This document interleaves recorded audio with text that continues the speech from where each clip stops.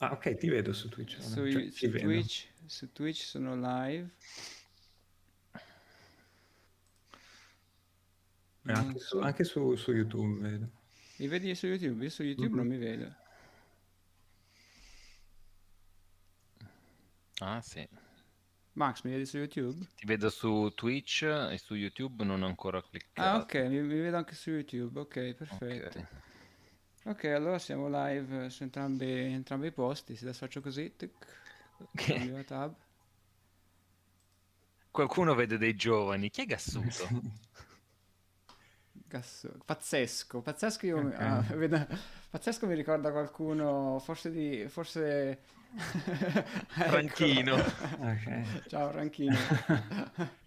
Hey We, Franchino, how you? we are, Should we switch to English? Yeah. yeah, we are Yeah, switching to Okay, English okay, let's because, switch. Let's switch. okay. Mhm. Franchino, you're technically our biggest fan now, so you will be sent home like a fan club uh, um, card. Okay. Yeah. Franchino, long time no see. Are you in London, Franchino?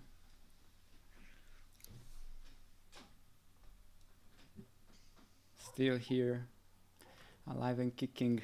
Yeah, me and Franchino, we had a catch-up call. I think it was less than a month ago. Uh-huh, uh-huh. Yeah. I didn't have the honor to meet Franchino back then because I think I left when he joined or something like that. Live. He says live, fat and kicking.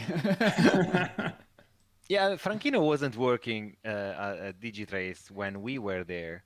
I don't know. I No, don't even know if Digitrace was still Digitrace after we left, or it no. already. I think Franchino worked at Rainbow CGI. Yeah, Right, yeah, yeah, yeah, right. yeah. Yes. Rainbow We met CGI. him when we went to visit. I don't know. It might be already 10 years ago. Yeah, it's They were meeting. Oh yeah, of course, Gladiators. they made Angry Birds Blues. I didn't know that. Okay. Yeah, I mean, I'm discovering things alle fraschette. Fraschette is Yeah, a sure. set of restaurants just outside Rome. It used to be the headquarters of the German army during the war. Not, I don't think it was by mistake. I think it's the most is the most Italian thing that one could imagine. The fraschette. Le Fraschette, yeah, yeah. It's the most iconic Italian commonplace place ever. Okay,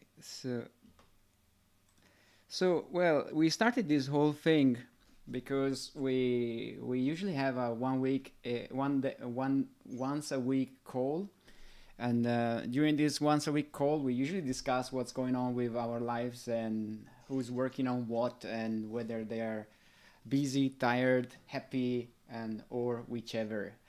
And so we thought, I mean, we're always discussing things which are common to the industry, and I also teach animation and CG in general. So we thought maybe we can just go live, and in the worst case scenario, we are having a call with ourselves on YouTube Live Yes, and it Twitch. doesn't change much. It's It a sort doesn't of change. group therapy, right? Yeah, exactly. A weekly group therapy, yes. And but I think it's a good idea to introduce. I mean, I know you guys and you know me, but it's a good idea to introduce you anyway. So here we have Daniele Duri, who is a principal animator. Is that the Yes, a term? gameplay animator, though. Please, gameplay, not Let's just specify. animator. Okay. Where are you working right now? At CD Projekt Red. So City where we Project Red. finished Cyberpunk like a couple of So, months ago, so and you're still finishing well, Cyberpunk. well, yeah. I mean, let's say it's fixing the last things. Okay. Nice. And Max Bottega, who is here. So I'm also working on Cyberpunk, but not directly on CD Projekt. I'm working for an outsourcing studio called Treehouse Ninjas here in Budapest. And yeah, we are in charge of some locations in the city, and we're also still working on Cyberpunk. It's pretty cool. And that's it. And that's And it. that's pretty much it, yes. That's pretty much it. Me, you know me, I'm Amedeo Beretta. I have Animation Pandemic, the YouTube channel, and well, that's about it. So we've met, me, Daniele, and Max. We've met about 10 years ago That on was this.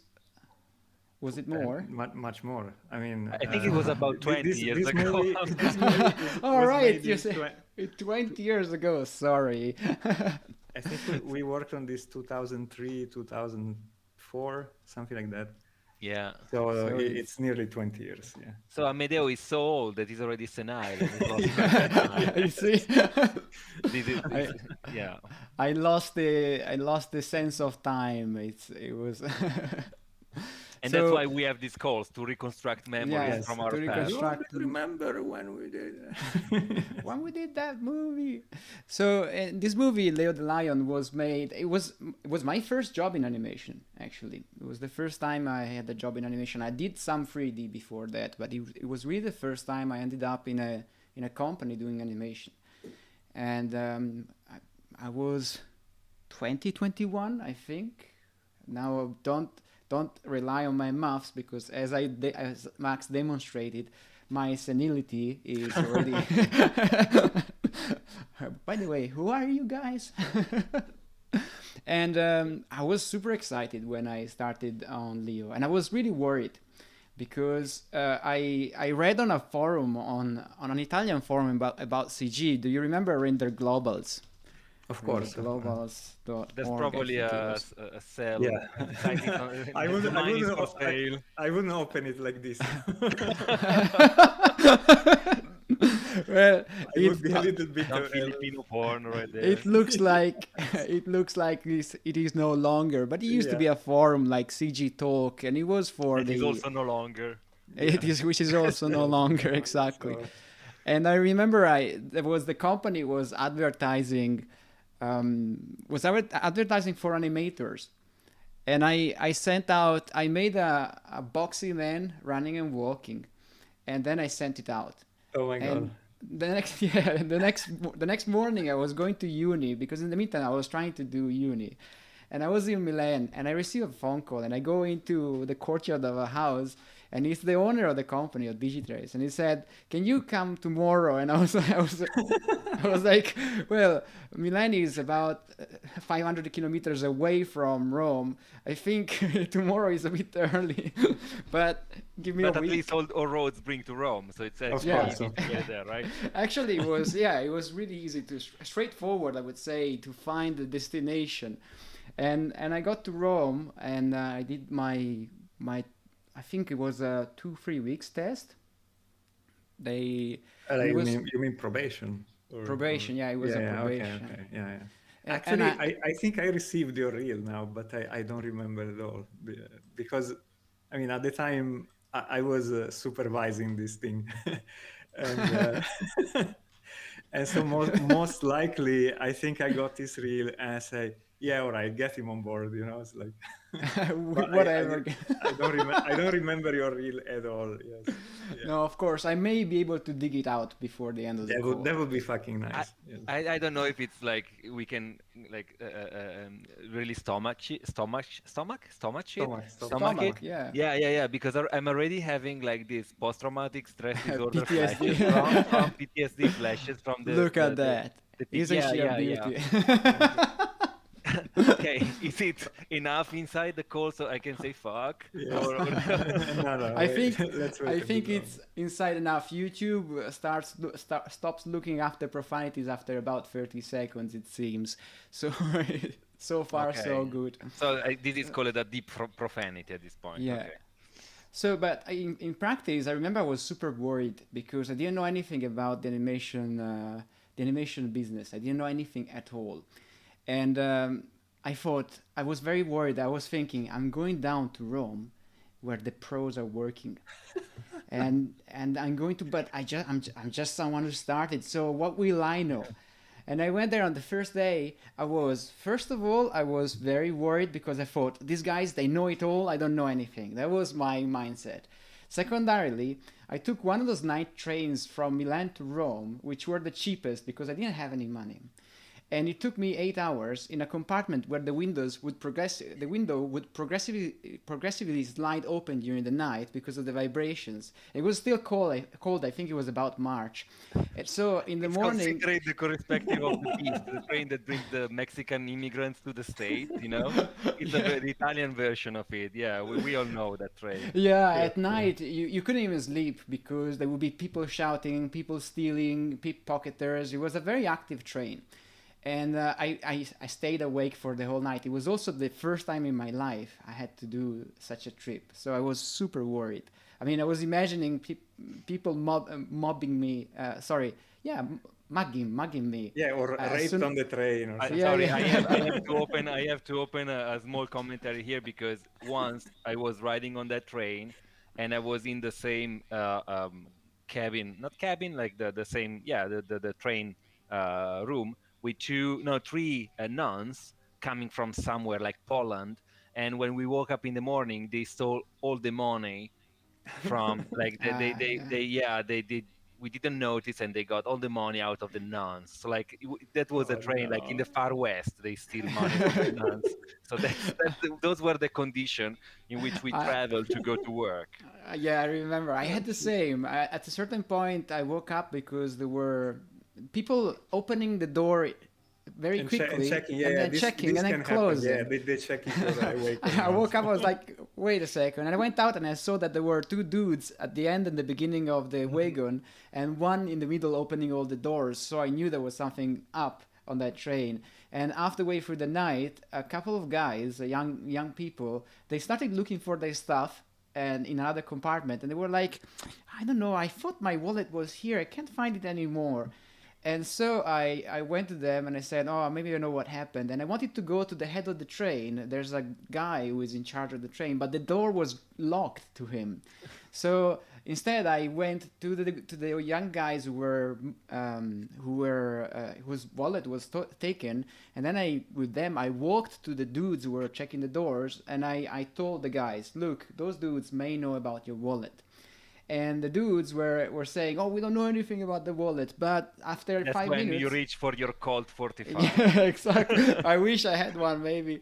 But after about 5 minutes, they suddenly found that wallet in the toilet. It was the same dude. Came up. Okay. It came up. Crazy case of escaping wallet. It happens Yeah. in the trains in Italy, yeah. Right. But at any rate, I got to the company that I couldn't hear anymore from 1 year because I took that much cold. So I didn't remember know that. any of this. So, but Pandolfi, I remember that there was Pandolfi, the big animator at Digitrace, who's a very nice guy. And Pandolfi, he told me a few weeks after that event that he thought I was stupid. Because when I was introduced to the company, I couldn't hear a thing. I was really, really worried. So they set me in front of a software which I never used, which was Lightwave 3D, because right? we used Lightwave back then, right? So We used to use... People don't even know what it is this now. No, But we I mean... Well, this is the reason why I got the job. When I Yes. get to tell my story, this is the reason why. And like, let's shout hello to good Pandolf if he's around. If Yeah, in exactly. any way can reach this, like the gentle giant Pandolf. Yes, and I remember I studied Maya. My first day, I got a scene, Lightwave, and Lightwave had one undo. And I was True, yeah, the animation. No, actually, the modeling part had more undos, but the animation, it was called layout even at the time, not animation Yeah, model. yeah. But I you approve had that. That one forges undo. that forges your I'm resolve. sorry, yes, this is where the real men are forged. Or yeah, women. yeah. Real Because- animators are born here. Because this is how you fucking learn. Like one undo, that's When you play have Ghosts to and get it Goblins, right. did you have an infinite Yes. amount of coins? No, you got No. 3 lives. That's why I still remember it instantly. 3. And that's it. It was the Dark Souls of You undoed. I think right now Lightwave is essentially used only in Japan. I suspect. Yes, I think Is so. it possible? I'm surprised that you opened the website and there is still something. still there. But it's not so- it's not a case that is used in Japan. It's people with resolve, like discipline, and they don't look back. So when, like they will always, yeah. Probably when they will dismiss the software, like they will find like 40 people that they got themselves in a temple and say, no more, we will not comply with the progress. And if Lightwave is no more, we are not Okay. either. Yeah. I And know, this is that crazy. was So my wait first a minute, day. I have a question. So you actually had the PC your first day, which is already a lot, honestly. Yeah, I was given a computer. Okay, okay. Which is So amazing. I mean, I've worked in companies in the UK where yeah, I didn't even have a table on my first day. So it's I know it's not completely uncommon. You go to a company and it's like, so where's my PC? We have to set it up. It's gonna be a few days. So what am I gonna do in the morning? we are going to order it today. You're like, wait a sec. So you see, we were so professional. We already had It the was, PC I for mean, you. as a first site, it was a fairly professional environment. Yeah, It yeah, was only after a few days that I realized that you people were just as lost as I was. I mean, in a way, everybody was learning, and I mean yeah. lost in a positive way. It was just people who were learning. We have to remember that at the time there was, I mean, the internet was very little. Was I mean, of course there was internet, but it was very bare, and you couldn't find many resources at all. You had to go in forums, the ones we said that now they're closed forever. They don't exist anymore. But I clearly remember, like I started a few years before this experience of yours, and when I looked for 3D knowledge in Italy, I found a forum, and I remember it was 5 of us on it, like 5 people using this forum, talking about 3D Max and Lightwave, and this is all we had back then. Of course, there probably was some English, American especially, forum, but it was hard to find. It's not that you couldn't Google shit like this, and so this was all I had, What and was and there was Google? We I still have think to thank porn for our job because if the porn yes. wasn't there, with like the other like the other Maybe kind of I mean, information. when I was searching stuff, I was using Alta Vista, so I'm Oh I just was yeah. using Alta I Vista mean, and the reason why I Metacrawler. was on Lightwave is because that's what I found on a right. Twilight on a Yes. Twilight CD. So Yeah. Maya wasn't Yeah. there to the studio. I couldn't like I found Lightwave there, and that's how I started. So I yeah, think you have to explain what a Twilight CD is, Max, yeah. because It's I would say it's Juarez, but even that wouldn't explain much at this point in history. So Yes.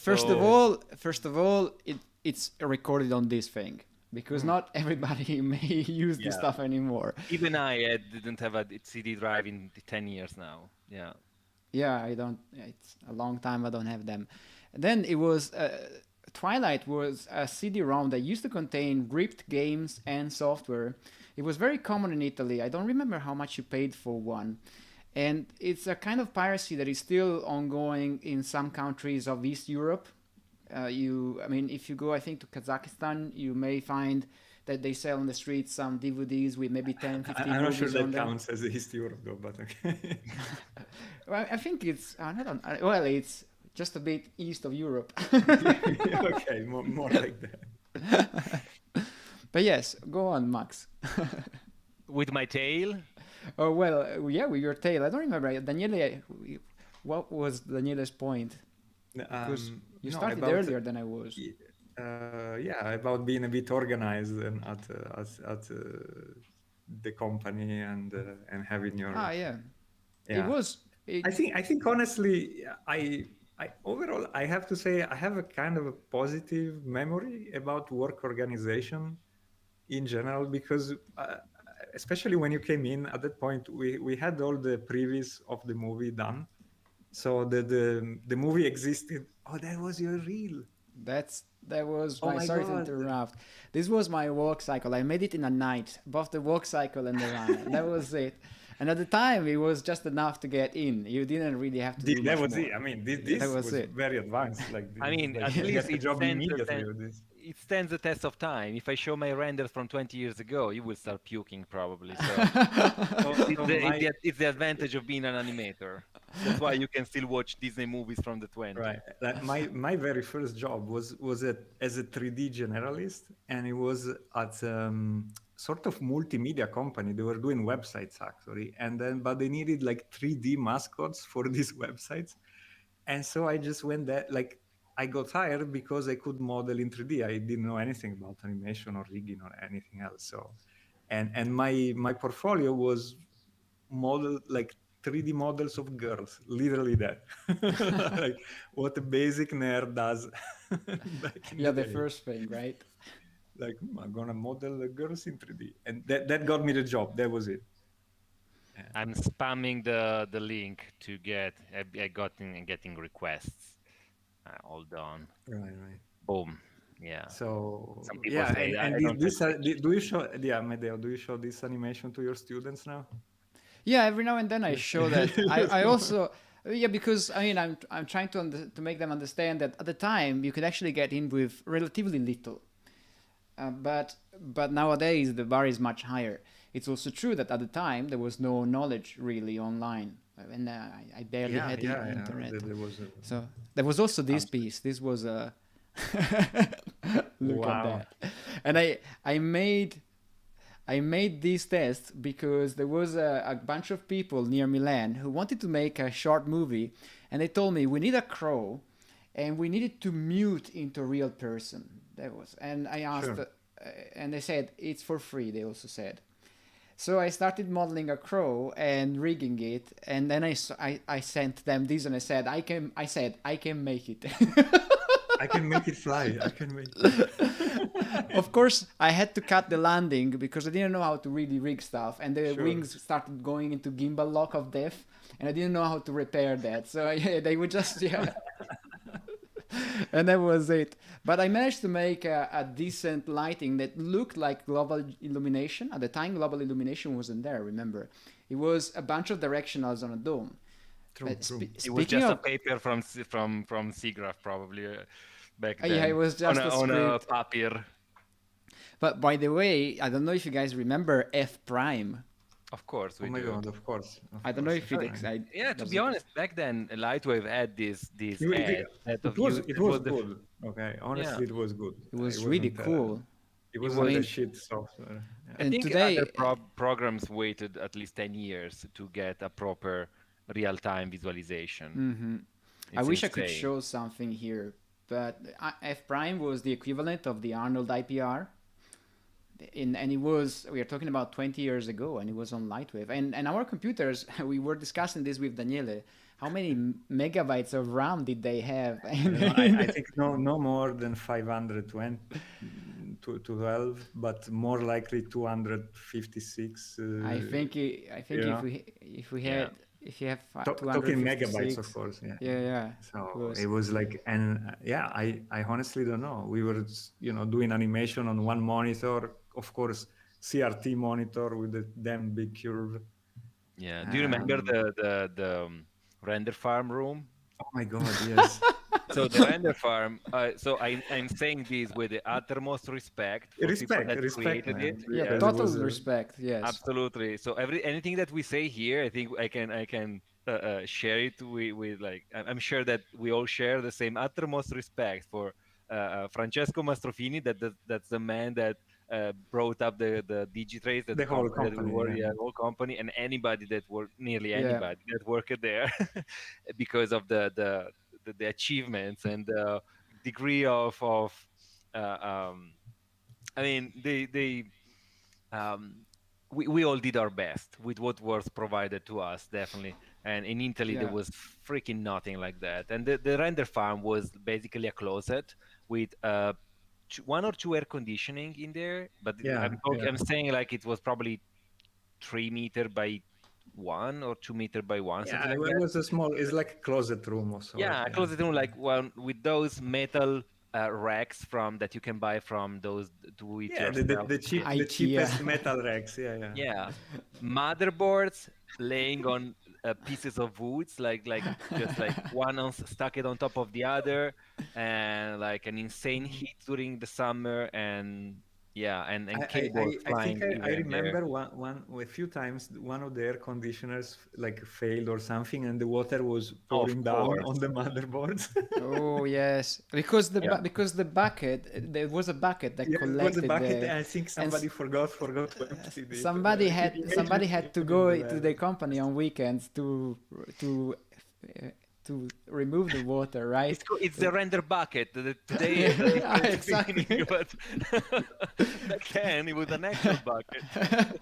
Fully automated today. It used to be an actual bucket. Yes. Now you know. Wow. But I mean, you have to imagine that these guys, they started with, and it's the second CGI movie in Italy. This one, the Leo the Lion. And these guys, they started. I think they were how many people at the beginning? Five. Well, okay, so I was with this company not from the beginning of the company, because before they were doing other things, or like sort of a bit of everything. And then this Mastrofini, the owner of the company, at some point got this big commission. I don't know exactly how, but to do the first movie, which is not this Leo the Lion, but is another one with the B character. Oh yes, Yes. it was La Petta Giulia, la Signora Yeah, Vita. Let's go this there one. for a second. And and so Miss when Life. imagine when we got when I got hired for this movie, for this Apetta Giulia here, and when I joined the company, I think overall we were like 7 maybe, something like in this range. It was really not like, and then from 7 I think we reached tops 15 people.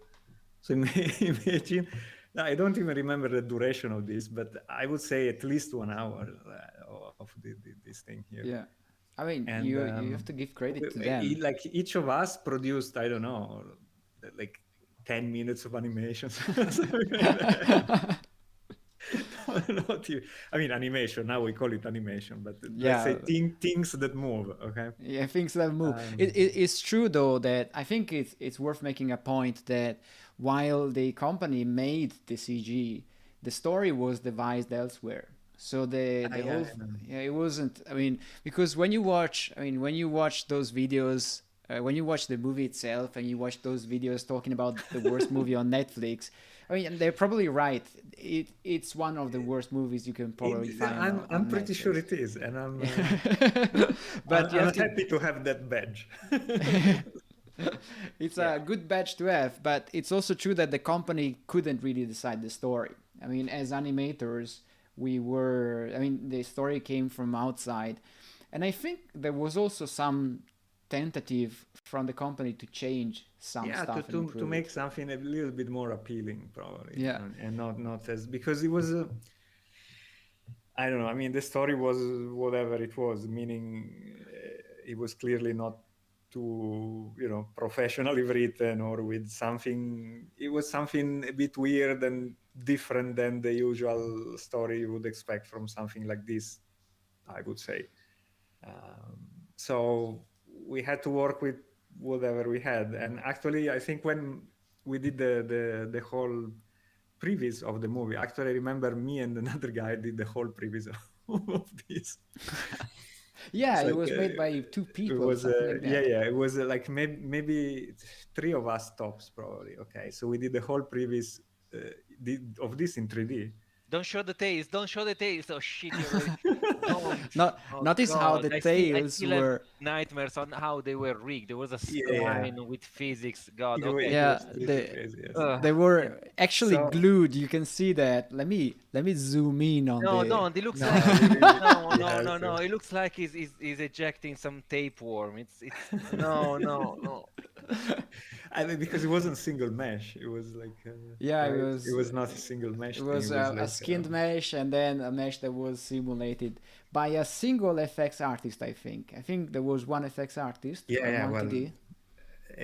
As we had one lightning artist, or like we pretty much we had one of everything, except the animators. I think the animators team was the animator team was big. We were at least 10 people. We were 30 people when the maximum. Yes, the maximum was around 30 people. Yeah. 30 people for the whole team, not for the animation team. Yeah, no, also 30, like 30 for the whole company, including. Yeah, so I think when I said that we were all equally lost, I think it's worth remembering that it was 30 people who were learning. They self-teaching stuff. Nobody knew about anything. Of course, you can say, at this time.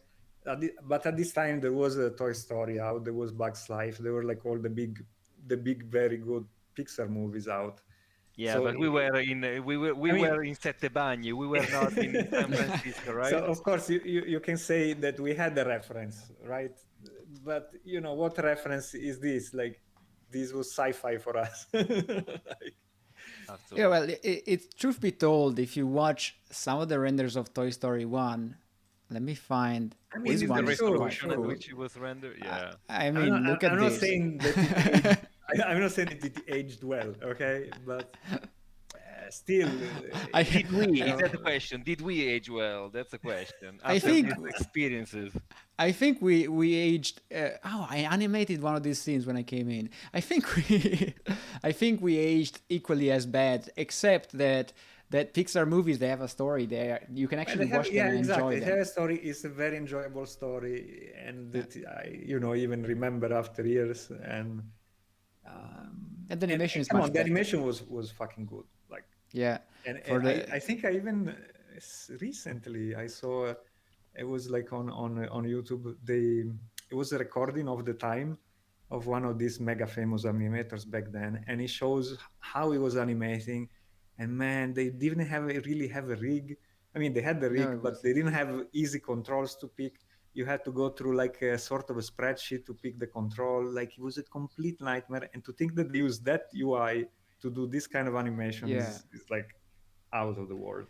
out of the world. So And I yes. think at the beginning they didn't even have IK for legs. Oh yes, So yes.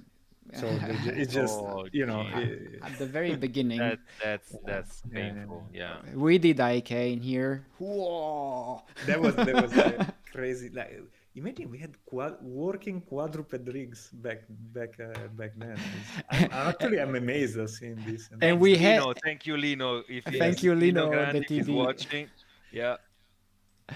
And we had quadruped rigs in a life-size savannah in which we had to place the lions without the characters without snapping. So you had to drag the gizmo true. around the savannah to position an elephant 1 mile away from the center of the axis. but then we had a couple of some new people coming in towards the end, some interns, which were really much better than I think they were much more than interns, and one of them started coding stuff, and they coded a grid snap in the layout because the layout didn't have a snapped grid. It was really Daniele. It was I don't remember the surname. So we had an R&D department at some point. Okay. Yeah. Because I have to say, like, at the last stretch of this movie, I had to leave because the money dried up. Yeah, that's what happened to all of us, right? Simple as that. And then, because of course Rome was very costly to live in, and pretty much all my salary was going to sustain myself, and I had to take a decision to either finish this movie for other 6 months but work for free, or just pack my things and go back home. Was that And when you sold your kidney and decided to finish the movie? No, that never happened. And I was very sad. I had to leave the production because I just couldn't I couldn't sustain myself, and I didn't want to ask my parents to give me money to work on a movie for free. It just felt really weird at the time. Yeah. I had the same thing, but I took it in a different way. I think it's worth mentioning also again that the production that wrote the story, the production company, wasn't the same who did the CG, and the production who wrote the story of course. paid the company which was making the CG, and the payments weren't really coming through all the time. There were delays because in Italy there isn't really any incentive from the law system to pay on time. So at a certain point, the company had really troubles, I think, paying salaries, and I found myself having without money as well. So I struck a deal with the company and I said I'll keep on working here, but not 5 days a week, only 4, and because I need a showreel. That was my showreel, and then but on the 5th I will work elsewhere just to pay the rent. To sustain myself. Yeah, to survive. And there's a question in the chat, and the question is about when we were working on the movie. They say, did we know the result would have been not that good? or did we believe in this movie? I I would say no. I would say, okay, each of us knew that the story was not good. So obviously that was already a big letdown, I guess. However, I think we believed in trying to do a good 3D at least. You know, back then, if we, I would say, I don't remember people just doing the scenes and just going to the next. I think we did this at the best of our capacities, which obviously they were not that great at the time. But how Amedeo is saying, each of us was learning and trying to do the best that they could, right? So I think we believed in doing a good job for what, for the cards we were dealt with. Okay. Yeah. Let's say none of us thought that this would be on, because this was meant to go on the cinema in Italy, Yeah. and none of us believed that this would last more than a week, obviously. But that, you know, that's a I bit, yeah. Go on, Amedeo. I think I thought the story was laughable. I thought it was amusing, but not because it wanted to be amusing. I thought it was amusing because of the way it was structured. I mean, the story of a vegetarian lion who falls in love with an elephantress, and spoiler alert, they have kids. So it's. I thought it was. I couldn't believe. I remember I couldn't believe it. Nobody could. And when I asked around in the company because I couldn't believe it, people were telling me, of course, it's like that. You don't believe it? Here's the script. They were really serious. You are a bigot now, and you were a bigot still back then when you were young. Shame on you, Amedeo. Do you think I was against the LGBT community then? Yeah, What's yeah. going on in here? So yes, but I didn't really look at it the way you look at a whole cohesive movie. I was just looking at it shot by shot and in continuity with shots, and I wanted to do the best I could because I was having so much fun. I didn't really think past my shots and the sequence they were in. So I just wanted them to look as bad as good as bad as they could, as good as they could. That was my feeling. But Max was in the modeling department, so maybe he should also. I was in the say. everything department. I was literally doing everything. I He was did. the best dude. I remember. I remember B-Max because he was a problem solver. Yes. Yeah, thanks. Hey, you're a generalist. I was a generalist. I came in and I spent most of like the beginning at lighting, and as a lighter, I remember that I created like light setups, like reusable setups, because I found it insane that every scene had like just Yeah, like lights yeah. placed at random. So that's what I think I try to make some sense into the pipeline back then, but and then it transitioned into becoming like a support role for anything that was needed because I was a generalist. I was teaching 3D before getting this job, right? um, so at some point I was animating, so there was a lack of animators, like or animation was the bottleneck back then, and I animated a good bunch of scenes that I'm probably still proud of. I wish I could see them now, but they weren't that horrible. So um They were in line I, with the rest of the movie. I think you were doing a good job. I remember. Thanks. Yeah, it was fun. So, and then I was working on the render farm. I was taking care of the renders. I came up with something that I remember that it was very. I raised some brows in the animator department when I proposed to make a list of all the animations and what they had in. So basically, make a database of what was happening in the scenes and how we could search to recycle bits and pieces to speed up the process. And at some point, we had like this large spreadsheet. I think what was the name of the guy Luigi I don't remember. that he joined towards the end. He was from Abruzzo, and we worked on this huge spreadsheet whose Ah, purpose was yes, to yes. recycle stuff. Yeah. Yeah. I did compositing, I did particle effects, and for me that was like the best thing ever It was a because blast. it was like basically I was paid to learn, I was living with Amedeo back then. We were sharing this apartment, um, sharing rides to the office. It was, I mean, to me, it was probably the most fun working gig that I ever had. The Apart from learning, it was like the first really social I think experience, right? the very good part is that the team. I mean, the people were good. Like I remember, I had fun with the colleagues, Yeah. and there was no, nobody with weird attitudes or anything. Nah, Everybody was like, a good guy or girl. Always. we still have. Um, I have great memories I of have, I all the have people. We're still honestly, in. this is one of my best working spots in terms of the people. I think. Yeah, Yeah.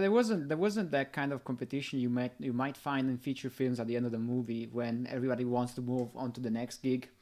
You didn't have that. It was very up close and personal in many ways, I think. You And know, that somebody asked, yeah, so if having working on a movie like this compromise somehow our career, I would say fucking no. It's exactly the no, opposite. It's It is it's the the absolutely the opposite. It opposite. is the opposite. opposite. Yeah. Uh, for for me, it's I mean, apart from creating like the an insane amount of knowledge that allowed me to work in like as a generalist from there on, and still now I'm happy to put my hands in every aspect of production. And I think somehow for Amedeo is the same. Maybe Yeah. Daniele is more specialized, but Well, I yeah, think I definitely went more specialized, yes, but it's still, you know, I think the outcome of this experience could be summarized in two things in respect of the question from Owl Raven.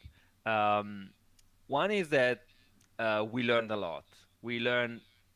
I don't think you can learn that much in a safe working environment. You need to be put like on the front line safe, in yes. something that doesn't like in a leaking ship and try to get it to the end. And that's what happened, and it was fun. And the rest was, and also it's the camaraderie and the people that you meet. Back then in Italy, there weren't. That was I think it was like one of the there were probably five companies in Italy that were developing animations back I then. would say it's even too big of a Even number, less. but yeah, Yeah, yeah. probably less. So uh, basically, we are at right now we're probably at 1 or 2 degrees, 2 degrees of knowledge from anybody that has ever worked in animation in Italy, and all our colleagues they moved to the abroad. They're working in big studios now, small studios, fun project, interesting stuff, famous stuff, and even finding a job is relatively easy for us because we know so many people and we have such, I would say, good That's memories true. and good That's true. Yes. relationships Mhm. that if I could say that what my biggest asset is how like the people I know, and the strict relationship we still keep with many of the people that working in that project. I think I'm still in contact like with at least 6 people that worked on that For project sure. on a For sure. regular basis, Yeah. or like we chat on Facebook and even more, probably 10. Say hi to Pino, to Lino, Carolina, Pandolf maybe is watching, maybe I hope. I Um, hope he is. And Corrado. Who was there? Giorgio Lafratta. Oh man, Alessandro Farina. Farina. I met Giorgio Lafratta in Vancouver 2 years ago. Also, I think the funny Mozzago. thing is, in most of the jobs that I've been after this, I kind of bounce into somebody from that initial team. Yeah, Like this was crazy to me. That il the Pinta. industry, yeah, il Pintene, of Pinta. course. Um, the industry in the end it is so small that the chances to bounce in each other they're really very high. So this usually also means don't make anybody pissed at you because Yeah, exactly. it might backfire. But yeah.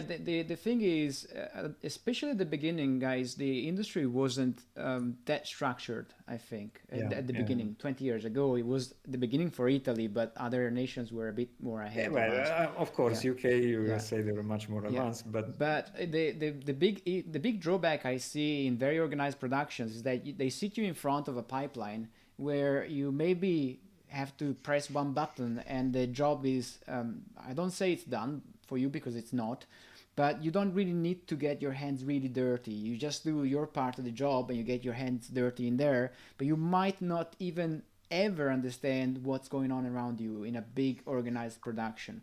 Whereas in a production like this one, however debatable the result is, you get to know everything in terms of pipeline process. So it was, in fact, the contrary. I agree with Max, the contrary, quite, I would say. And in a big production, you don't get, you don't have a saying in fucking nothing, except your tiny box. Here, we could say or like propose Well, stuff. we could influence quite some, yes, yes. I mean, of course, besides inside the Yeah, within story, the but we but had that quite some freedom even in that sense. but that feeds back to the old discussion of if you're working for someone, you're doing their bidding, if you see what I mean. Yeah, So of course you have some leeway, but in our case, I have the feeling that the production company didn't really care about what we did in terms of CG.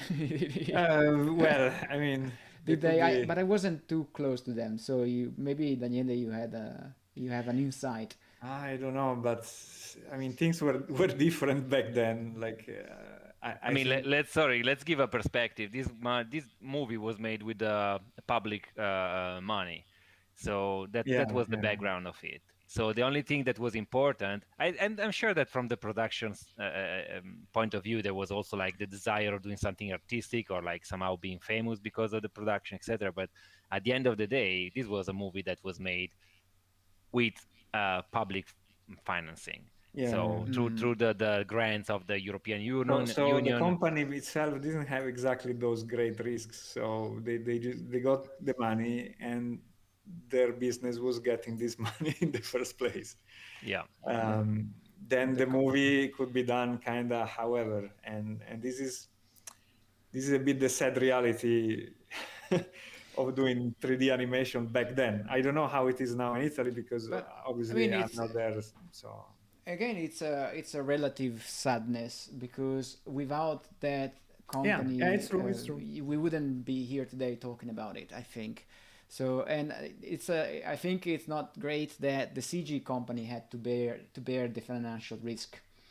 So the production company was the company moving the money around, and the CG company, us, were bearing the financial risk of the venture. But it paid out. I mean, it paid off. If you think about how the company evolved, is now Rainbow it paid CGI. off. I mean, it's the leading company in Italy, and they do all sorts of products. They were, I think, acquired by Rainbow or something. I mean, acquired. The people that were working there, they got hired by Rainbow. Yeah, the core team. I don't know exactly the mechanics. But there's a question. Sorry, Daniele. There's a question, and Gassuto is asking, when is the movie? How old is the movie? And he found 2010 on Google. No. Okay, that's very deceptive. 2005. Guys. It's the last year it was worked on. I'm very sure about it. Yeah. So as far as I know, it wasn't released then. Yeah, exactly. As far as I know, there is a longer story to it. In practice, I think that's the way I understand it. So I might be wrong, but I think I think at the time I heard someone saying that if the money was coming even partially from the government, before you were able to get to access that money, you essentially were loaning that money.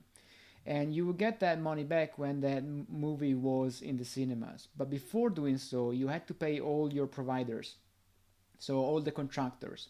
So I think the production company took a while to pay all the contractors. I know because I was paid something like 3 years later or something like that for that job. Oh shit! Yes, you were paid by another company. I was paid by another company. Weird contract. Yeah. So in practice, the movie was finished in 2005, and I think it took the production about 4 or 5 years to finalize all the contracts and everything, and then go public with the movie. So do not measure this thing with the meter of 2010 CG, because that's not how it went.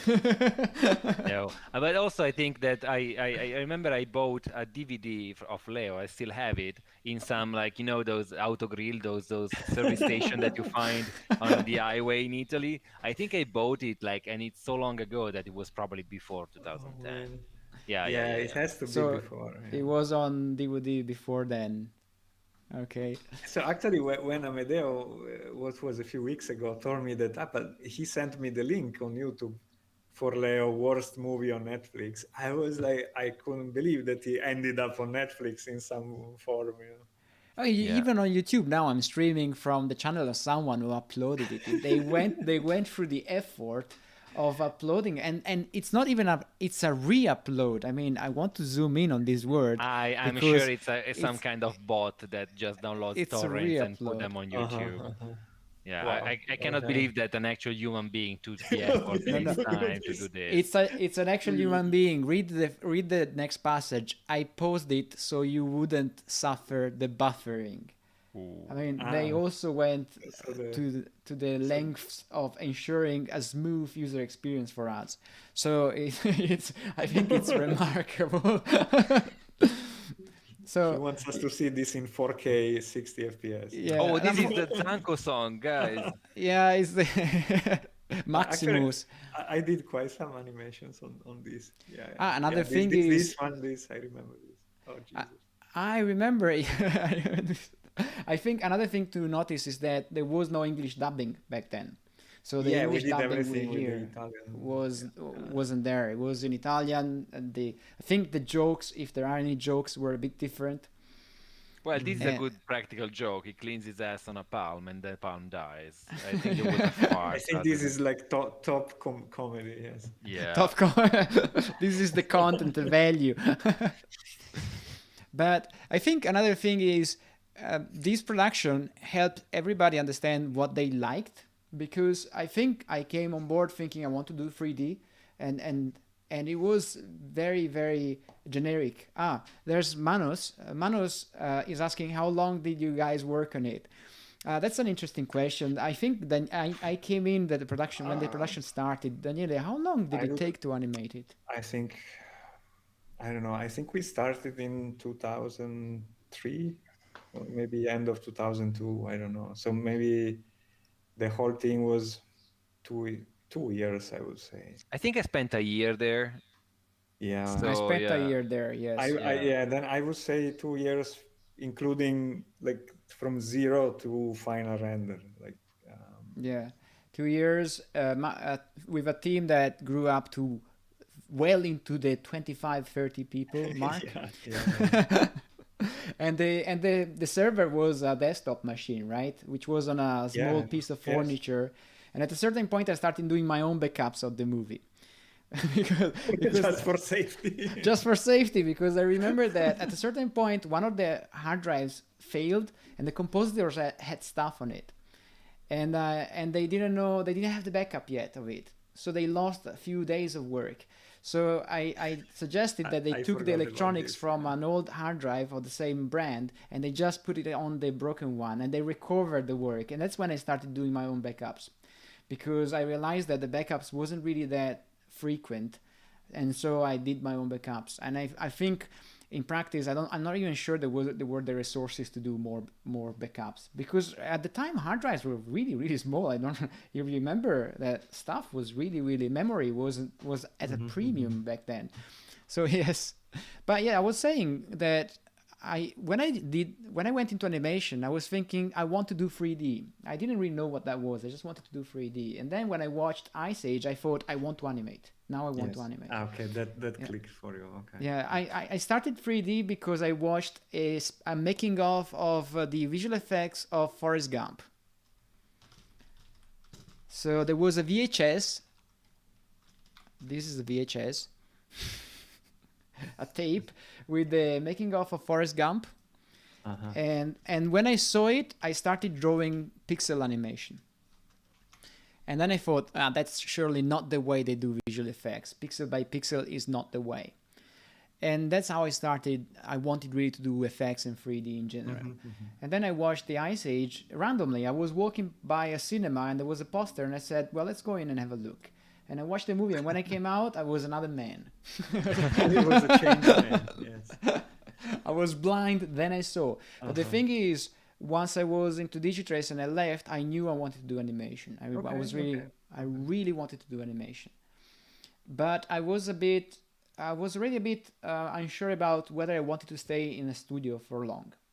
in a company, in the same company, because Okay. in about a year and a half at that company, I found that I kind of hit the roof there, or how far I could go with that kind of budget, especially, and so I wanted to grow in a different way. And I think, I mean, if you are born in a different time, a different place, you may be a lot luckier, because I remember when I worked on Planet 51, which made a certain splash in the industry, only in the industry, I Look think. how Look. he slams it in your face. Like No, I mean, it's just when it happened not to me because. to work on Planet No, 51. no, it's well, it's not because of that. I only worked a few months on it anyway. But I remember that there were some people whose first job was there. So if you leave your first job with a reel coming from Planet 51, of course you have a different kind of leverage than if you leave your first job with Leo the Lion. So That for fucking sure, yes. but I Yeah. mean, this happened 10 years later almost, and it was with a totally different budget, totally different expertise. I mean, the team was international. There was a very well established pipeline. I They mean, probably had more than 3 Andrews in their pipeline, yeah, right? they certainly. We were using 3D Studio Max, which wasn't as pleasurable, I have to say, but it had undo. That was good. It was a good feeling to be able to undo stuff Undo. without a crash, or to be able to undo stuff in general. And there's a. I know you're someone is addressing you, Daniele. Yeah, sure. Because then I was friend with this other colleague, and Ah, Ciputi, yes, yeah, Carlo. Oh, Frankinos, you were lived with Chiputi. We didn't know. and Carlo was his best fan. Like Carlo adored him. So I remember that. Yeah. Carlo was another person who emigrated from Milan to Rome to work on this movie. A very talented guy. I think he wanted to Actually, comics. I now okay, maybe somebody that I don't know exactly, but I would say most of us we all got on with our jobs in the end. With the jobs in the industry in some form. You know, I can't think of somebody that just quit and now is doing, I don't know, bank accounting or whatever, right? Like I think I know, actually do know one. okay, You okay. remember Yeah, like our Fabio. flatmate, Fabio? Yeah. Fabio, yes. Fabio, I don't I haven't remember. heard from him in a long Okay. while. He got in, I think it was 40 when he joined, right? No, He I don't had know. like an IT job. Okay, okay. Yeah, and he decided to change his career, and he was from Milan as well. We were living together, and it was good. I mean, he had a lot of perseverance. He did like these short movies with like the Smurfs On his for his own. need on his own. That was insane. I Mhm. was so bummed. And like some years later, I spoke with him, and he went back working, I think for a bank, For or banks, like, yes. yeah. Okay, okay. It was mostly because when the company closed, he was very bummed about it, and I think he wanted some stability, and Well, of yeah. course, of course. He was also much older than we were in comparison. I think he Yeah, was yeah, I already think in it was his 40. 30s. I Yeah. think, yeah, it was more than, yeah. So I think he was used to a certain standard, and at the time CG in Italy wouldn't really pay that much. Oh my God, no, it was just barely enough to pay the rent and some food. That was So it, I really. think he went back. Yeah. And I think, for instance, Max, after you finished working at Digitrace, I remember that you started freelancing and you enjoyed it quite a lot. Yeah, so basically, it's not that I stopped working at Digitrace. Digitrace shut Stopped working. down because like money wasn't like the faucet was Simple closed. as that. The Yeah. company let us at home. It was sad for everyone, and but I liked living in Rome. It was fun, and we were living together. It was pretty, yeah, we were doing illegal stuff in that, remember the basement that we had, so it was fun. Ah, that basement. That basement, Yeah, that we don't humid say much and about green that. basement, yes. So what happened back then is that I I got this offer to start working on some 2D graphics for Milestone. Milestone is one of the biggest, probably the biggest company in Italy. Well, if you don't count Ubisoft, but yeah. I think Milestone is bigger than Okay, Ubisoft in okay. Milan. Yeah, yeah, I think it's far bigger. Especially back then, I don't think Ubisoft was even a thing. So I got this gig to do some rotoscoping, basically, or like 2D graphics for these net television games. Really horrible. And from there, I was offered through Fabio Zinno, my friend. He's probably watching this from like the I think it's in the hospital because he had like this toe that he showed me on WhatsApp. Alright. Like, yeah, I'm at the first aid there in the hospital, so I'm following from there. So anyway, he was working there. Usual connection, people connect you to jobs, so be kind to people. He sent over this offer. They gave me these graphics to do 2D graphics, and then I slowly stepped it up, like computer graphics, like these real-time models of cars for this PlayStation 2 game. And then I basically, after for 4 or 5 years, I was the main outsourcer for the vehicles. And at some point I had like 8-10 people working for me on these kind of projects that, yeah, Amedeo is kindly showing from my brutal portfolio website. And for many years I worked on this, and that just happened because I had to find a quick job after Digitrace closed. And yeah, that's how I got into the industry, basically, the video game industry, because after that I didn't go back to movies. I didn't want to hit that F8 render button anymore. It was just too boring. Yeah. So I Right. I stick to games. Yeah. So you stayed essentially a freelancer for many years.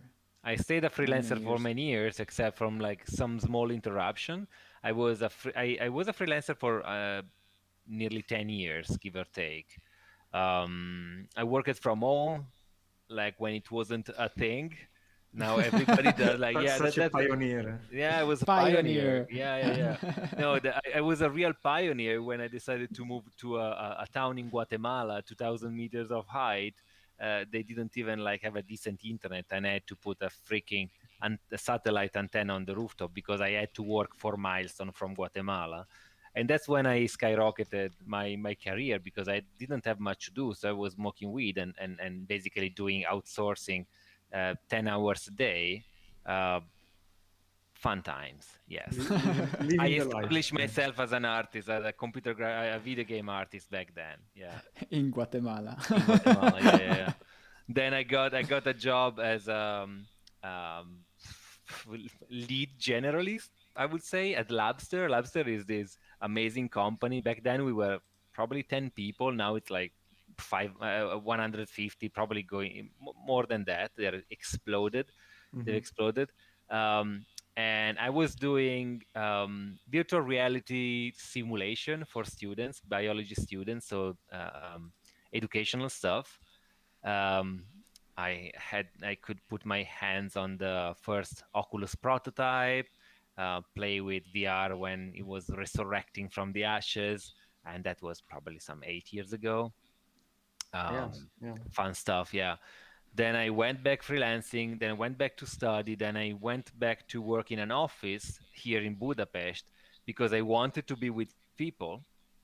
It lasted 3 months before the zombie apocalypse hit. I was sent back home. Back work from home. Yeah, go back running where you belong. Go back, go be alone at home again. Um, and yeah, but this time I was working for Cyberpunk, so I mean, I'm still Yeah. working on it. So that was freaking fun. I Uh, remember the day that you brought me on chat, on the work chat, like the company work chat. I freaked out. I said, "What the fuck is it doing?" Yeah, I swear I don't remember who and how I got to know that you were also working on Cyberpunk. I I don't. think I told you. Oh, you I told me. I Okay, think I Maybe, that's told maybe, great. you. yes, yeah, Yes, Yeah, yeah, yeah. because and I know when it happened because last March when the pandemic started to break out, me and Francesca took a plane to Budapest because we really wanted to go to the spa and visit you. That was the two things we went there for.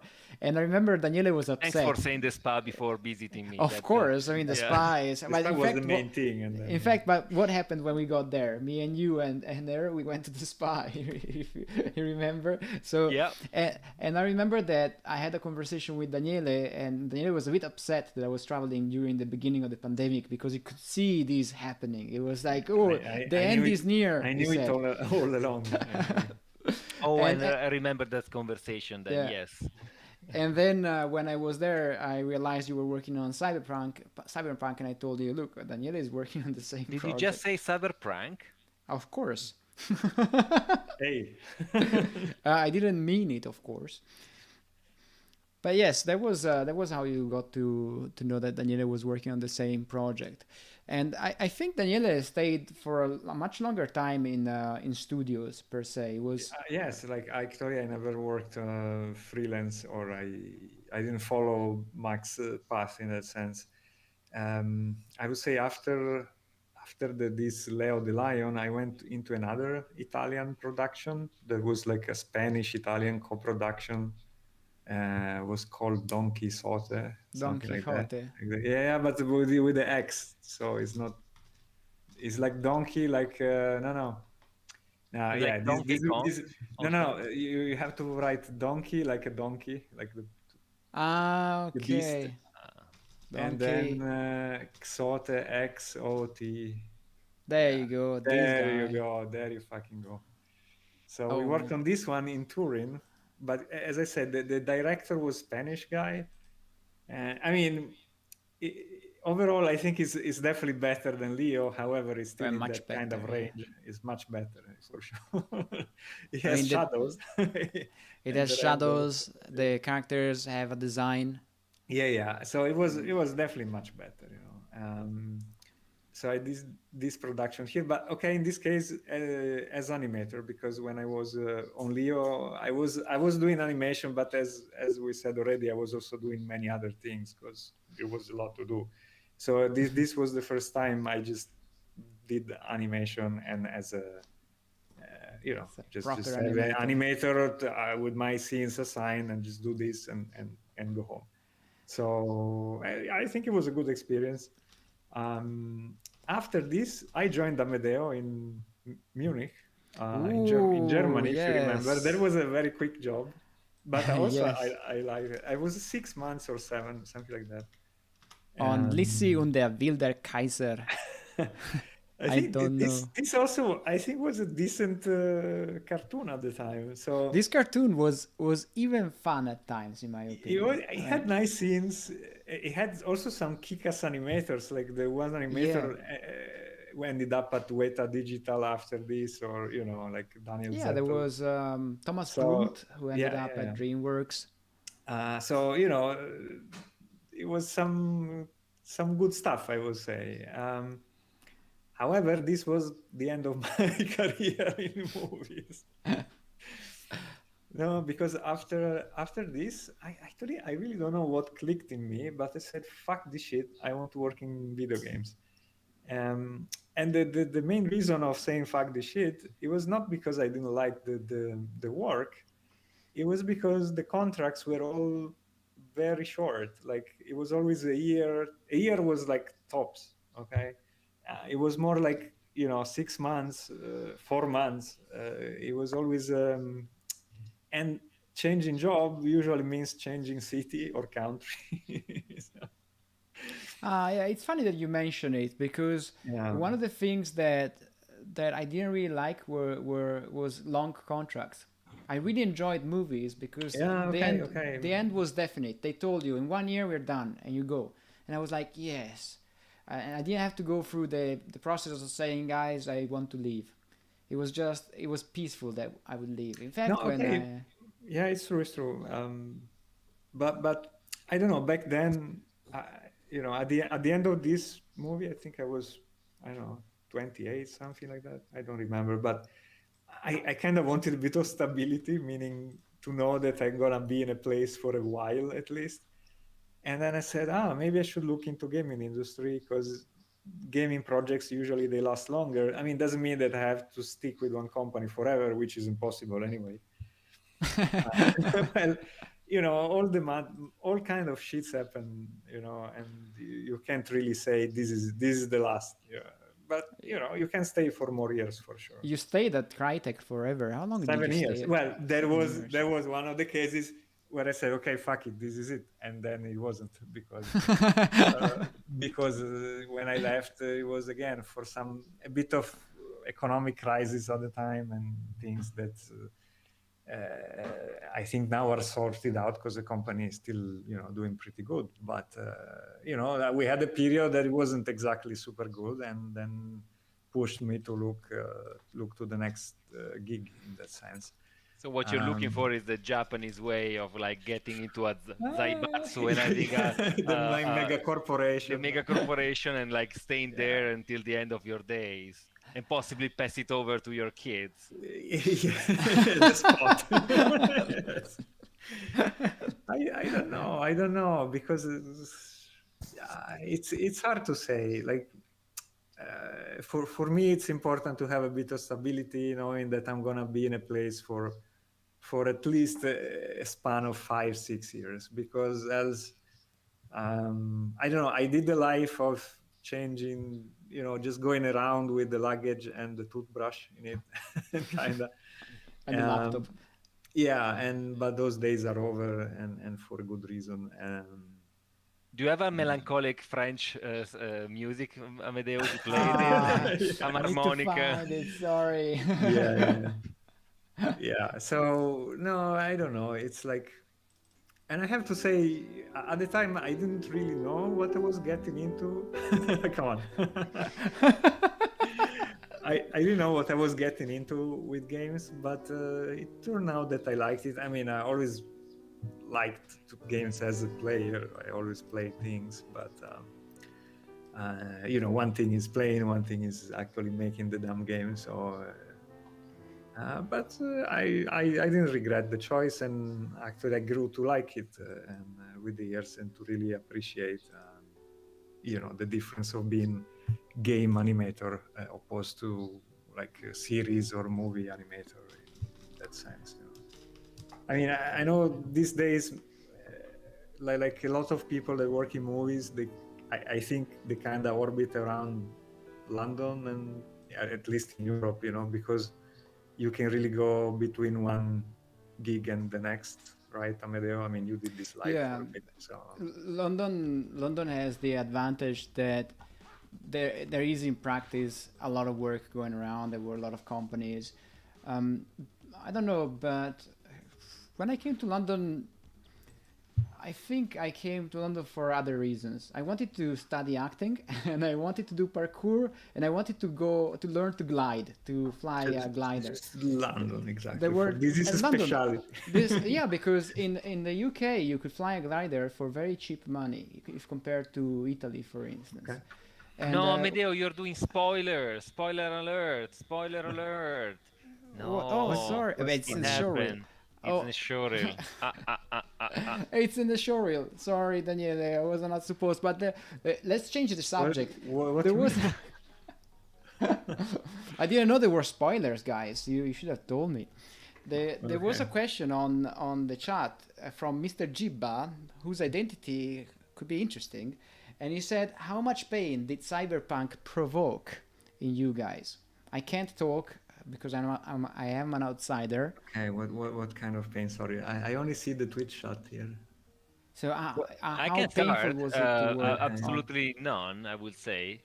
For personally for me, because I haven't worked on it as many years as Daniele did, and my contribution to it is I'd say was definitely painless. Plus, I was working on on an outsourcing company.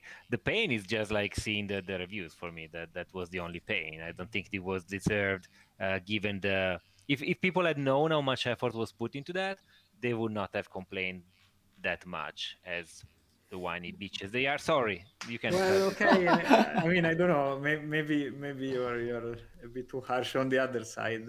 I think mean, so. I still think that's people, especially if we sell the game on PS4, it has to work on PS4, right? So it That had sounds like a at reasonable release, it argument. had big issues on that. And I mean, there isn't much to say or comment now.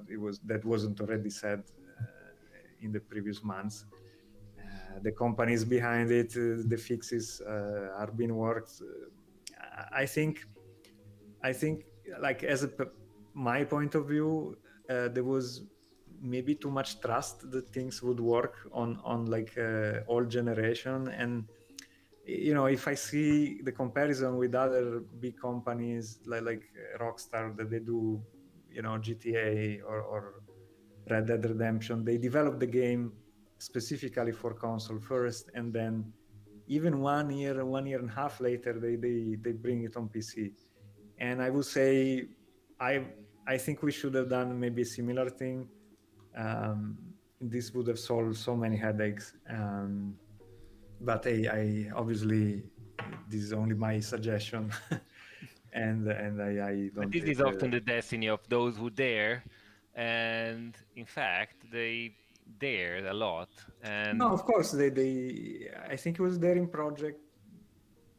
I think the game is good for what it is. It's just that the launch was marred by the bugs, especially on console. And yeah, I don't know. It is also a bit of the way social internet is today. That one guy throws a stone, and then all the stones come. yeah, of course, it's easy to kick somebody that is already on the ground. It is very Yeah, easy. So yeah, I absolutely. think it was a bit of bad combination of things. And But also, it's true that in general, the biggest the project, the hardest it is to make everything work together, yeah, because yeah, it is. yeah, I mean, yeah. you're talking about a massive project.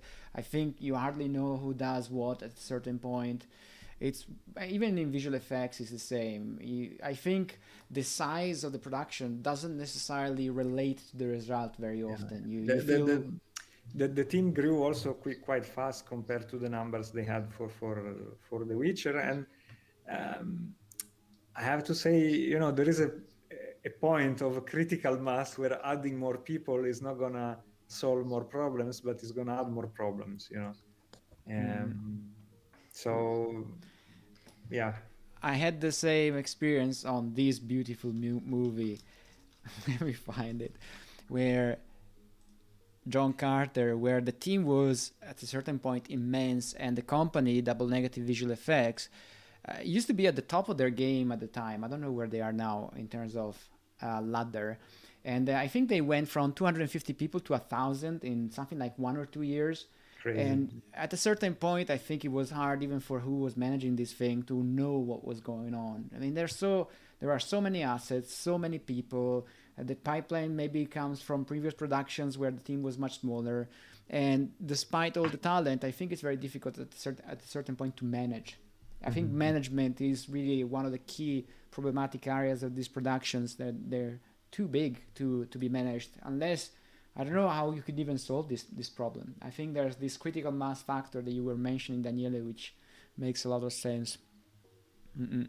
Yeah, Yeah, yeah. I mean, production have become massive today. I mean, it's already like, it probably sounds like a something that has been said over and over, but managing a project with like 600-700 people, it's insane. it is insane, especially, well, now of course I never work on movies like this, so there are many facets, of course. But on a game, I would, there is more things that can go wrong, in my opinion. And Right, because you have the interactivity yeah, there are so issue many with the games, aspects, right? and yeah, like, and actually it wasn't the Cats movie. Sorry, there was Oh yeah, last they year. got updates. They got the update right for the movie itself, which is crazy to me when I read Are about you this, because I serious? I said, didn't know that. You mean the Yeah, cats? they They gave the master copy, I mean the copies of the movie around, and then there were some scenes they had problems, and then they updated the movie. And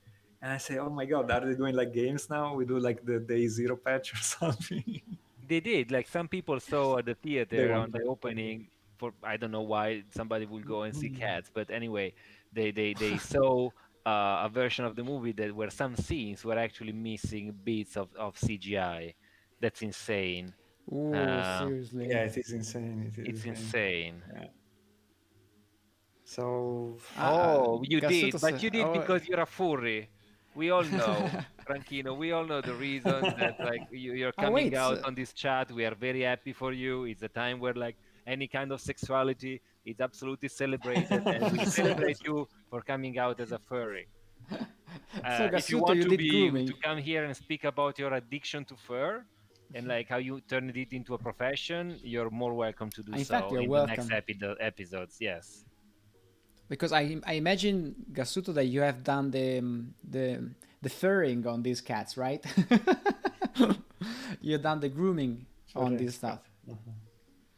I would imagine that there's there were So there's yeah, I mean, plenty but of back it. on the topic, AAA games became so massive and big, and now the production of one from scratch can take 5 years minimum. And I think that the numbers are just going up, and it is a real issue to manage. I wonder also myself if the industry is gonna. Not many companies in the industry can sustain this amount of people on a project and Yeah. managing all these people. And For I mean, how can you even guarantee that they will be there in one year time? I mean, think yeah, of the pandemic. Think of many things that can happen, and now you have 1,000 paychecks to pay every month, and that's something that I try to when I teach. I often try to, especially on team projects. I try to tell my students that this meeting we are having of I don't know 10 people, 20 people mhm. has a cost for the company, for instance. So everything that involves, I don't know, a certain amount of people is the cost of the daily rate of one Yeah, person multiplied yes, by the same by yeah, the people. That's how budgets explode usually. I mean, it takes something very little to add, I don't know, 1 month of production. And to people outside, 1 month is nothing, right? Someone on Reddit says, well, 1 month, what is it? 30 days for me. But if you are a company of 1,000 people, that's 30,000 daily It's rates to pay. 1,000 months of work. Yeah. yes, Yeah, Yeah. yeah. exactly. It's 1,000 months of work. It's not little. It's very difficult to manage that kind of magnitude of project. Plus, And the Mhm. I bigger you become, the more people you need to manage the overhead. Like I was talking with a guy today on the project. He was the Jira or Jira manager. So you need a person that actually his full-time job is to handle Yeah, the yes, platform, only the Jira, like the yeah. We structure have a for. Jira tool programmer. I mean, Yes, exactly. Like that starts happening when you the bigger you become the and there's this mathematical rule. I don't remember the name, but some economists came out with it, and like it's like 6% of the employees do 90% of the job or something like that. yeah, So and well, I didn't know that one, but yeah. yeah, It's it's called brutal. this is a I bit of a learned it. scary proposition. It I is. learned it recently. It's called presenteeism, Daniele. In practice, they made an evaluation and they found out that absenteeism, that is, people not showing up for work, causes much less damage to a company than presenteeism, which is people showing up and not doing Not anything or doing the doing actual very work. little. Okay, So, great. and one of the issues in very big productions is that sometimes people are hired and their supervisor doesn't even know why they were hired. It can happen. So they just need numbers because they estimated Okay, there would be that need. And then now you have people who you don't know how productive they are. So and maybe you don't know what's going on in there. So I mhm. think there's also that aspect. I didn't really. I think I met for most of the time. I always had the feeling that people around me were working just as hard as I was. But if I mean the stats seem to suggest there is this problem. So Okay, okay. Um, I don't know. In my personal experience in the past jobs or the current, I would have a hard time seeing this, that you say, but I don't know. Stats are stats, I guess. it starts. You have to. I think it's also true that probably they don't relate specifically to the industry of CG. Mhm, mhm. So it's something a bit more generic, I think. There's But also yeah, think about the fact that sometimes like for fixing a bug that maybe takes like 20 minutes to fix. On top of that, you need like QA testers, some people that files the bug, somebody that reads It, the it bug is email. So I'm it, not joking when I say that, like, to fix a 20 minutes bug, maybe there's like 3 hours on top of that to create the, it like, is always Ah, yes. yes. Yes, exactly. I mean, Yeah, it like happened even on movies. I remember sometimes you had a little problem that if I could fix it myself, I would just click on it, move the thing 5 units to the left, sorted. No, but I have to go to the supervisor. He has to go to the other supervisor. The other supervisor has to go down to their department and tell the artist. And by the time you get the solution, 1 week has passed for something that really takes 5 minutes to fix, and that's another organizational issue. But again, it's very difficult to decide how to sort it, because if you give people the freedom to move that thing by 5 units, they may break the game, it's right? gonna be a disaster. Yeah, it's gonna be a disaster. You So need the rule in place. There is just no easy way to do it. As I said, the more people you add on a project, the more sluggish it will become. And like I don't think there is a solution. Like the only thing is do smaller games. yeah, in fact, if you think of it, speaking of which, a lot of smaller games are now happening, and Yes, even Max is trying to I set honestly something think up. there is a bit of a trend inversion in the last years where you needed huge companies to do huge games, but you can still do a big game with much less people in comparison. And especially with the introduction of free engines like Unreal, Unity. I mean, they're Yes. out since a few years already, but they're like the best friend of indie developers. And now with a team of 50 people, you can do much more than just 5 years ago. proportionally a team of 50 people Yes, has yeah, better chances of creating a yes, profitable game than a team of 500. That's why for sure. these are gigantic risks. Yes. And Amedeo is shamelessly promoting my game, the Ooh. Klaken, and this is actually I will use it The- to explain a good point. So um, Amedeo, if you can play it. So basically, this game was my final project. I took a year off and I went to study game design at Vancouver Film School. At the end of the year, together with 5 other people, um, we created this game in less than 3 months.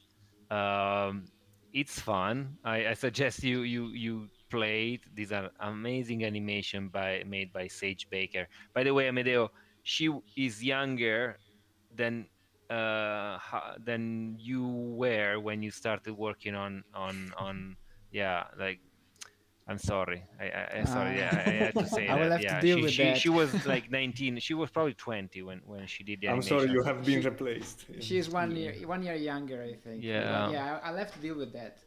yeah, you gotta deal with that. I'll go and Uh, cry. Don't wait for me. Yeah, Bragor, yes. Hey, Nico. Yeah, the chicken Nico is on Twitch. He's the programmer that made this game possible. So we did this in less than 3 months, 5 people plus the sound engineers. But uh, if you think about it, it was, yeah, probably like 20 minutes gameplay. Um, and was done with like free tools and very few time small time. If you think how much, and this won the Unity Award for best indie best game students game in 2020 19 I think at this point. um, so if you proportionally think like what you can do with such a small team and what you can do with like a team that is like 6 people against 600, 100 times bigger, it's not proportional. The bigger No, it it becomes, the, really isn't. Yeah, yeah. yeah, it's definitely not proportional. Like so, It's not a it's linear proportion. Yes. absolutely not. The bigger the team becomes, the sluggier it become. So, and yes, Nico, uh, since you're here, I think I will announce to the world that that's I left my job already, and it's not a mystery. I won't be working on Cyberpunk in June because I decided to start with Mr. Bragor, that is Nico here in the chat, and our dear friend Maruf. We are starting a game company, so we decided to give it a try. We did this many times, like not as a company, but like as a group or like a small projects. Yeah, we Right. work And together on yes, we that's a story for another for call. another Yes. episode. Yeah, yeah, yeah. Absolutely. Yes. Right. I think right now, indeed, with Unreal around, even I managed to slam together a couple of game mechanics in Unreal, and I'm not a programmer, so I think finally you can do a lot of stuff. I tried Unity as well. I tried scripting in Unity, but I think Unreal made it a lot easier for me because I don't enjoy scripting that much. I can do it to save my life. There's a conversation between Max and Gasuto. You want to be a runner for grooming in games. Well, now with Unreal you can groom. We might need hair for the next project. Who knows? We might do a hair-based game. Hair scan. Okay. I think we are almost up in terms of time, and I wanted to make another point before we left. One of the things that was really good for me working on the very first movie on Leo the Lion was that I was finally exposed to people who came from different places of Italy, and I could finally meet people who had a different background than mine. Because coming from a small village, I really didn't know much at all. I mean, even less than I know now. And I think it's in that company with those people that I got introduced to Monty Python, for instance. Do you remember Life of Brian, Max? Of course, we had a The lo- very thriving exchange of cultural exchange during those years. Yes, I mean, I didn't even know these movies existed when I Well, I went mean, it to. was different times. I'm pretty sure, like, kids of 20 years old today, they're much more exposed than they're used to. Yeah, I mean, you have the now you see me. I mean, we watched 10, 20 clips tonight, but at the time it would take me one night to download one. So it is quite a difference. And I remember Max always was into Japanese culture, so I remember Max introduced me to Takeshi Miike. Of Oh, course. yes. Oh my God, this is Right. such a nasty director. Such a Yes. nasty director. I don't know if it's safe for work No, or, no, it isn't. No, don't. probably not, I'm not right? going to click anywhere. This is fucking disturbing. Yes. But I mean, it's again, it's something I didn't know you could make, and I think that was the whole point. I think it's good for you to be confronted with something you didn't know could be made or could exist. I mean, still today to write the title of the movie with sperm on grass, it's still considered edgy. So yeah, some things are not still Are still mainstream, let's say. a But yeah, nerd. you're welcome. Thank you. It was a lot of fun, and still today I rewatch sometimes. I rewatch the Infernal Affairs trilogy, Oh, which I mean the Infernal Affairs trilogy is a great movie. In fact, when The Departed came out with the remake came out with DiCaprio, I watched it and I was like, what's this thing? I mean, ah, there was almost nothing to it of the. Of course, the main. Oh, I don't have ad blocker on Oh, here. fail. Okay. Sorry. well, I it's a hope you fail. didn't watch the remake of Old Boy. At No, I least then, didn't. yeah, I couldn't do that either. But we were watching like quite let's say avant-garde True. stuff back then. Back then, I watched a lot of Japanese movies, and then I didn't follow up with the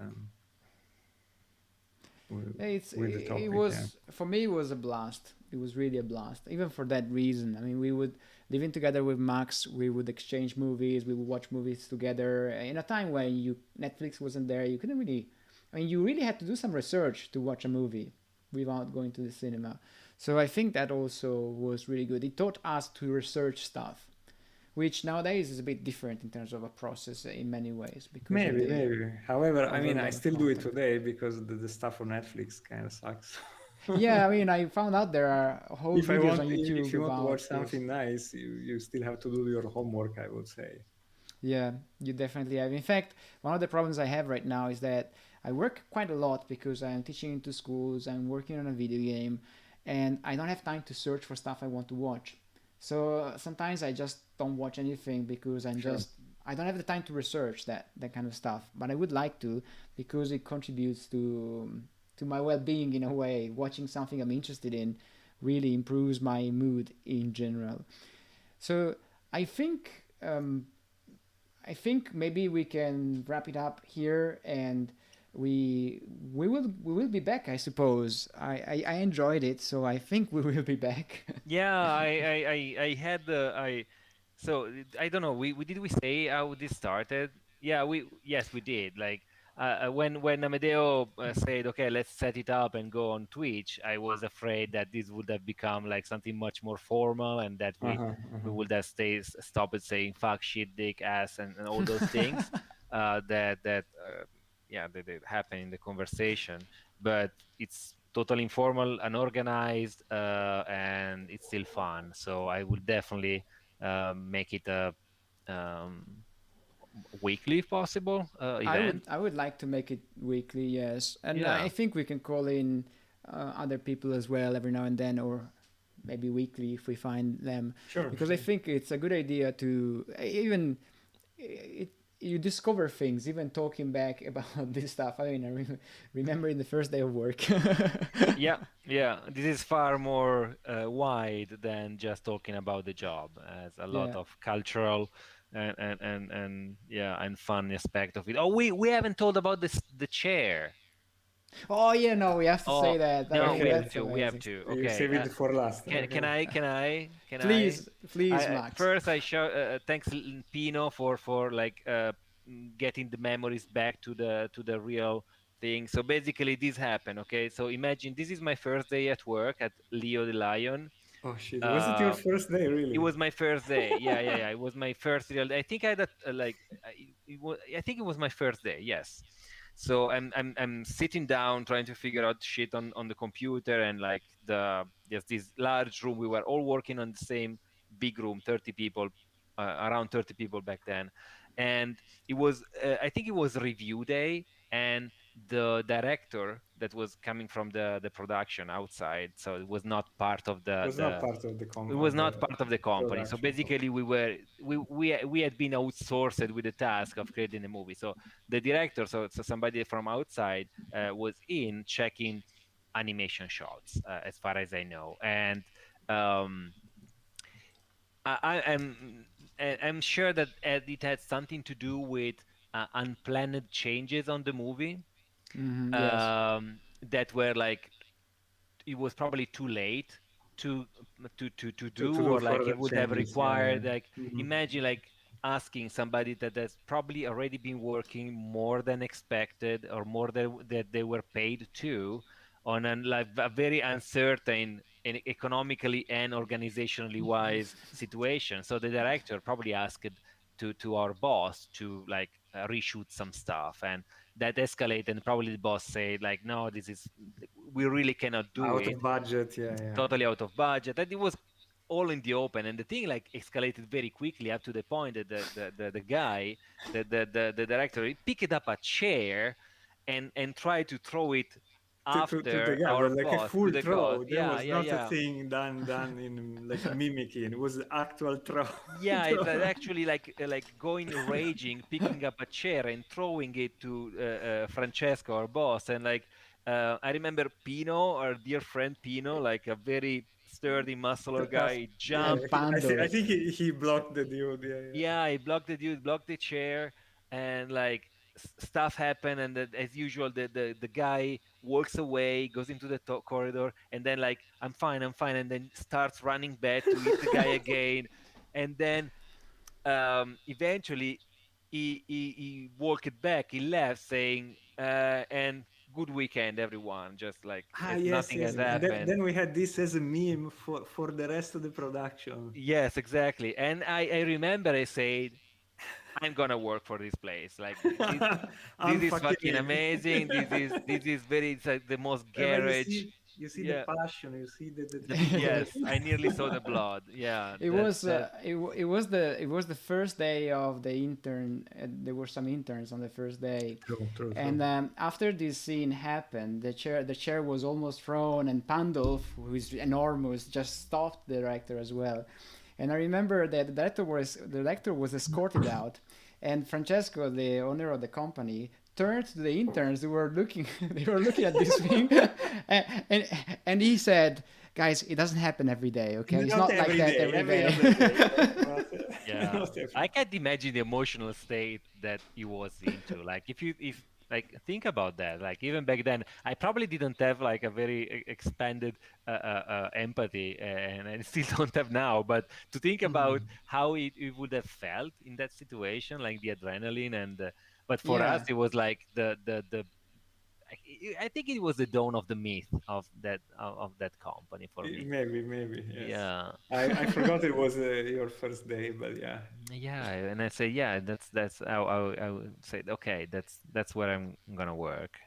I never Because really had that kind of heat in a production after that. I mean, I had it in one small company I worked with.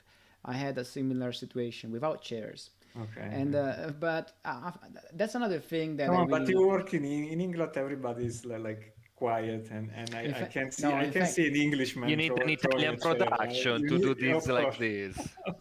No, I was in another country, in fact, and I sat, but that's for another day, I think. I sat next to a director who would shout at me regularly, as in shout at you as you work. Okay. It was really an interesting experience. Sadly, yes. Yes, but another day, not today. Yeah, you first need to consult with your lawyer to be See, exactly. Yes. Yeah. I will first seek legal counsel, and then If enough years have passed, you cannot be put in jail if you guys disappeared, right? Right. yeah. Check it thoroughly. It depends on the country where the crime happened. I think I think in fact in Britain I kind of missed that kind of heat. I enjoyed that. I think there was another side to the job in that company in Italy that you can't find It is very true, often. It's true, yeah. But again, I think it also becomes at a certain point a bit of a limit of the company itself, because you need a relaxed environment. If you have to deal between an external production and an internal production, you have to be finding a compromise. And I think even the director wasn't in a good position, having to be the negotiator between two companies. I don't think it's a role for a director. I think you would need a producer there to come in and discuss stuff. And be many things were wrong. So we never knew the other side of the medal, of the coin. How do you say? Yeah. The flip side of the coin, maybe. The flip side of the coin. We never got to know that. So for us, they were like the evil puppet masters from above, right?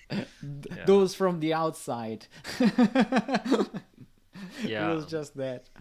So I think I will call it a night. We'll call it a night, guys. Thank you very much, Daniele and Max, to undergo this experiment. And it was a lot of fun. Thanks, Ahmed. Thanks for organizing. Yes, really. And thank you everybody who joined us and who asked questions. It was a lot of fun for me, and I thought I would have been a lot more stressed. I was expecting Twitch to fall or my computer to fall, but instead it went smoothly. So I'm going to organize another one soon. So keep an eye on YouTube or Instagram or Twitter or LinkedIn to find out more. And I'll probably see you guys next week sometime. Yeah. Let's figure it out. See you next week. No problem. Bye. Have a good night. Bye, guys.